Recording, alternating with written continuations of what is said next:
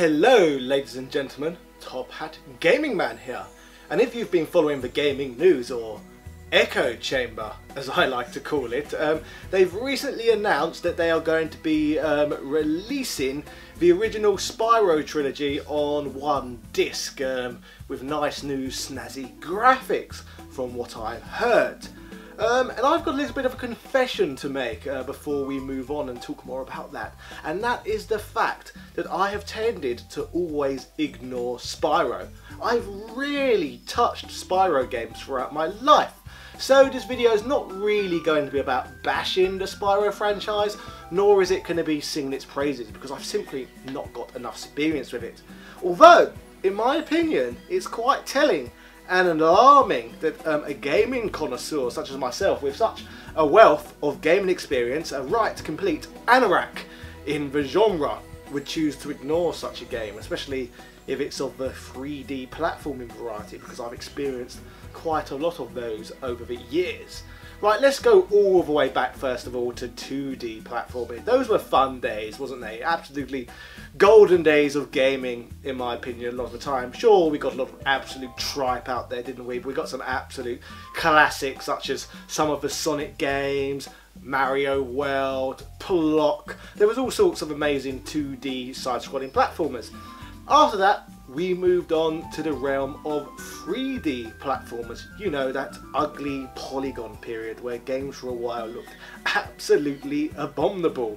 Looking back, like, wow, those are ugly games. And it's odd that people preferred to play those at the time over nice, crispy 2D games.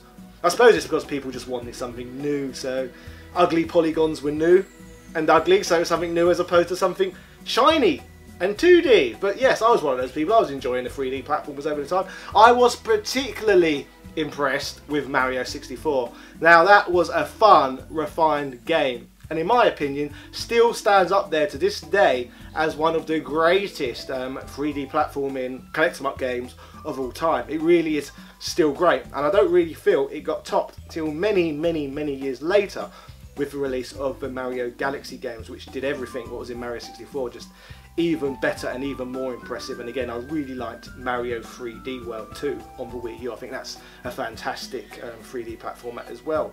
Again, another game I think is better than Mario 64. Anyway, Mario 64, despite the graphics, absolutely top notch. Obviously it's flawed because it's very old, but it's not as flawed as a lot of the competition. Obviously on the Nintendo 64 we also got Banjo-Kazooie a few years after, which was another really solid 2D 3D platformer, which was somewhat, I suppose, a love letter in some ways to Mario 64 because they were so similar in style and gameplay. But again, absolutely fantastic. I don't think it quite reached the level of greatness of Mario 64, but it was very close in my opinion.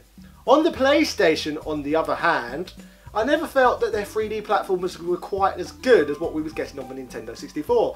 First, we had the Crash Bandicoot series, which was much more linear than what we was getting on the Nintendo 64, which some people I know do prefer to the openness of Mario 64 and Banjo-Kazooie, but personally I prefer the openness at the time. But it's not the linearness that always bothered me with Crash. It was more the fact that for some reason the game just didn't play as solidly as the others. The controls in Crash were absolutely awful in comparison to Banjo and Mario 64.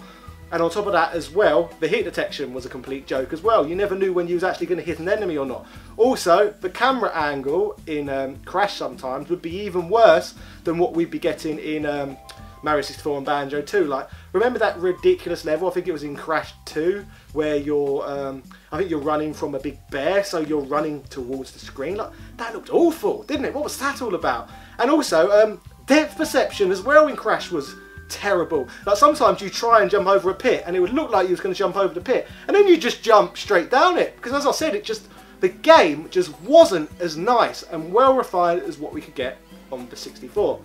The other big one alongside Crash was Croc, and Croc suffered from, in my opinion, with a lot of the same problems Crash had. Awful controls to play today, poor depth perception, poor camera angles, it's all there. So you've got the same problems in both those games, which weren't as bad as in Banjo and Mario 64.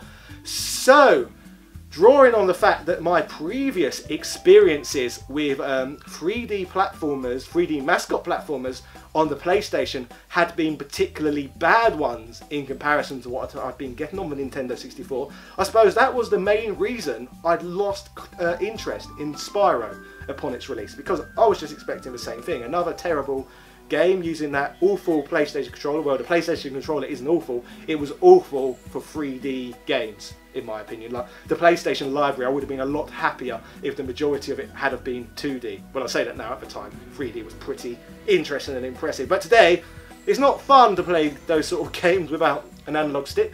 So yes, Spyro on the PlayStation, to me, it just looked like a greedy corporate cash-in, like one of those companies coming along and go, ooh, 3D platformers are hot at the moment, I'd like some of that money as well, so I'm just going to make another game which is exactly the same as all the other games on the market, which is a trend we've always seen in gaming right up until this day. But yeah, with these trends, there always comes a point with me where I just go, nope, I'm not getting involved anymore. There's too many of these stupid games. Like, to be fair, I was bored by that point on the Nintendo 64 as well. Mario 64 and Banjo-Kazooie was enough for me. I did not get the same amount of enjoyment out of Donkey Kong 64 or Banjo-Tooie or Conker's Bad Fur Day. I've played all of those games and I just couldn't get the same enjoyment. I don't know whether it's because those three games aren't as good as the previous two, or whether it's the fact that I was just burnt out and bored of the genre by that point. To me, Spyro was too little, too late. Although a lot of people who I've been speaking to on social media about Spyro who have got experience with the game do tell me that Spyro is apparently a lot better than Crash and Croc and does control and play a lot better, and it's as close to a Nintendo 64 platforming experience you can get on the PlayStation as it gets. Spyro is apparently the closest you can go, so maybe in a way I should have played Spyro if it was that close, but again, if it was only getting close to the experiences of the Nintendo 64, was there any point playing 3D platformers at all on the PlayStation when I had a Nintendo 64? Were 3D platformers on the PlayStation just a waste of time in general? Like, if you've got a PlayStation, there was better genres to be playing. Like, look at all the great JRPGs on the system, for example, or there's so much great stuff to be had on the PlayStation. Absolutely huge, absolutely amazing library, but 3D platformers didn't cut the mustard for me. So going back to Spyro once again, I mentioned about it coming out at a time late within the 3D platforming craze. So as I said, I was burnt out by that point. I feel like with the release of the upcoming release of these Spyro games, it feels like they've done exactly the same thing once again.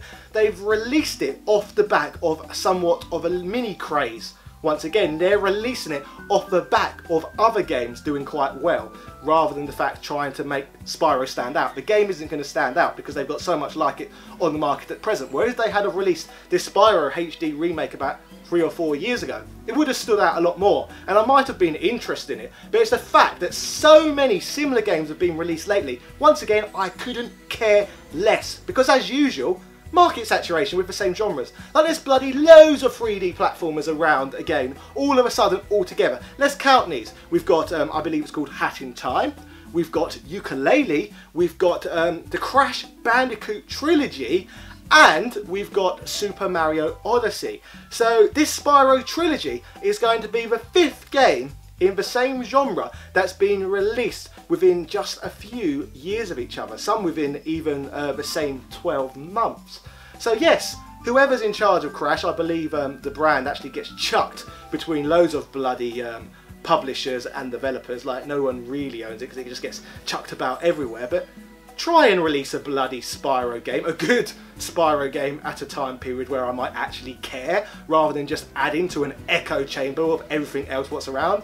In fact, this whole bloody video is part of a bloody echo chamber, isn't it? Because I'm producing a Spyro video because Spyro's bloody hot right now and everyone's talking about bloody Spyro. So I'm talking about Spyro and contributed to its own bloody echo chamber. So maybe I deserve a punch in the face as well in all of this, because I'm contributing to part of this problem.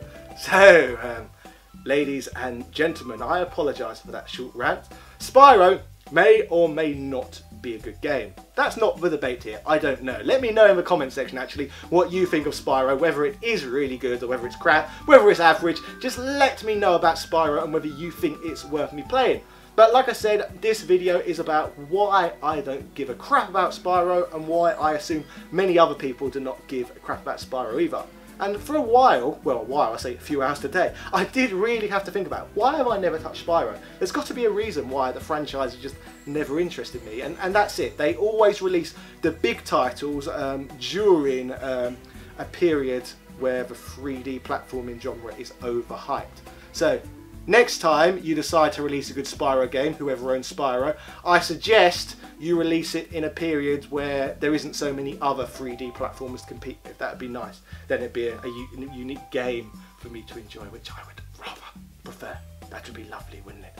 So ladies and gentlemen, also let me know in the comment section whether you will be buying this HD remake of Spyro, the Trilogy. Let me know in the comment section, which is down below. Yeah. Cheerio! Born in London in '86, a mustachioed gent named Richard Parliament. He loves to wrestle, but he loves one more thing: handhelds round the world. He fights in his comments and he argues with fans. It's a problem no one understands. If there's two things he loves, it's gaming and handhelds round the world. Drinking fine wine, fighting fanboys, handhelds round the world. Top Hat Gaming Man.